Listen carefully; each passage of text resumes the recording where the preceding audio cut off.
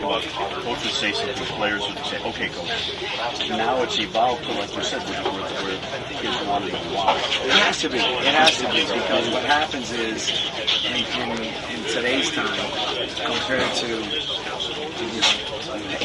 back in the past, okay, where you had all the time in the world when these guys were Due Springs control, right? They're meeting with players, this was talking about years ago. Right. So that became too difficult for the student athlete. So there was a lot of rules put in place to limit that time. Right. 20 hours a week. 20 hours a week. You're supposed to talk football in the off season and just do their strength and conditioning. So now when you get to this point, everybody needs to be open ears. Talking and listening, talking and listening. So that you can hash out and see what guys know, rather than you're wasting reps thinking you're teaching the right thing, but they really don't know the foundation of what you're trying to teach them. Is there a way? The biggest coaching question should always be why. Why? Whether it's good or bad. Guy caught a touchdown. Why did you do it? I saw this. That's when the coaches come in. That's when you begin working from there. But you got to find out what that player's thinking. With Steven, is there a point here where you thought, man, he's really playing? Is there, during your discussions with him? Yeah, probably day one in spring. Really? He understands it well. Obviously, everybody needs work. We all need to get better. He's working hard to get better, be the best he can be. Just as a follow-up to that, what did he show you that first day? In spring? Yeah. His ability to get in and out of plays, see the defense, all of the read coverages. He already has all the mental aspects now. Working at them to get them all down. There's guys in the NFL that are great football players that are still working at it to get them down. So he's working hard. He's climbing up. He's not like he's on the downside of it. Games, the talent level in the FSU is good, and you had some success there. As you look at the team that you have this year, the talent that you have coming up, how do you see this team? They scored over 40 points in the last 3 games of the season last year, and you seem to be strong in every position. What are your projections for this team offensively? What you guys can do? Okay, so we have these goals that we give our players. Okay, and all those goals are ranked on who the top 3 teams in the country. Right? Last year, what they did in certain situations: goal line, short yardage, red zone, yards per run, yards per pass. Okay, so there's many different components of how I see this team doing based on our goals.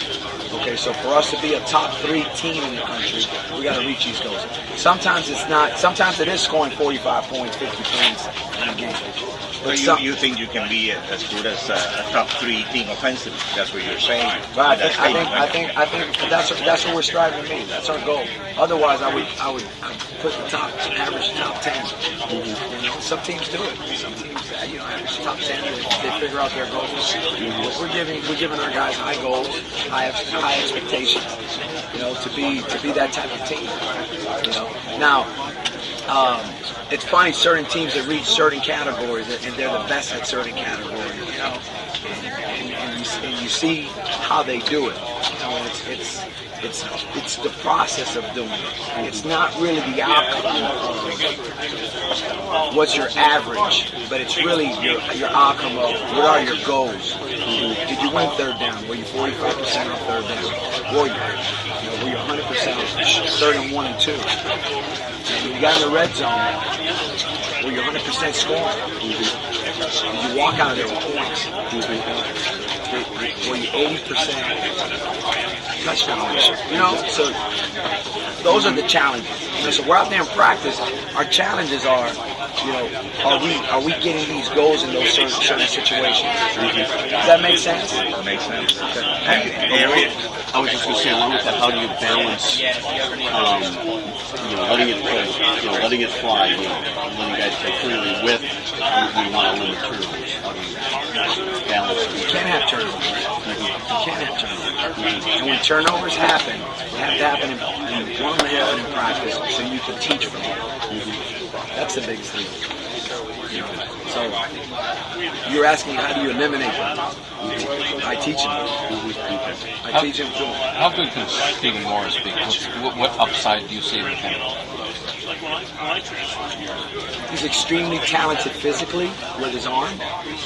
He's a guy that can speed up his delivery or slow it down. He can throw at different arm angles. So, to me, guys that do those things are next level guys. Physical. Now, mentally, he sees it as well. Okay? He understands coverages. He understands multiple. This offense is multiple. So it's what you see in the next level. So he knows when there's two tight ends in the game and the shell the way it looks. Sometimes when you're just a spread team, you get the same look every time. Right. Because you got the same personnel in the game, and you got the same 3x1 or 2x2. But when you go into the pro system, you may see an I formation. It's a different look. Slot, it's a different look. Then you get to 2x2 and 3x1. So you got more in your basket than you do if you're just a spread guy. So, being able to do that, you have to have a trigger guy who can do all the things I said physically, but they can grasp what you're doing offensively and apply it to what they're doing defensively. So he has big upside. Now, here's the thing with all quarterbacks that have these, those two good, attributes, physically and mentally, they can handle those things. Consistency, and consistency. Okay? So, in the course of a game, you can be great on first down. You get 5 yards. But if you aren't worth a darn on second and third, or you can go get 8 yards on first down. You can reach your goal being high percentage on first down. But if you're not worth a damn on second and third, then that's not too good, right? Same thing. You can get the ball, you can drive the ball from backed up all the way to the 20-yard line, the opposing 20-yard line, to go score. If it shuts down there, then that's not good either. So it's consistencies. How do you take your game through the different fields on offense? Sometimes the hardest place to find that back in the flat. The great thing about it is Duke Johnson. Right. Right. That can be a big play, especially if linebackers are turned and covering guys. It happened a couple times today earlier. We were throwing some deep passes and very in a composed manner. He pulled up and found Duke, and Duke shot up and changed the field. I was going to ask you the same question about Duke.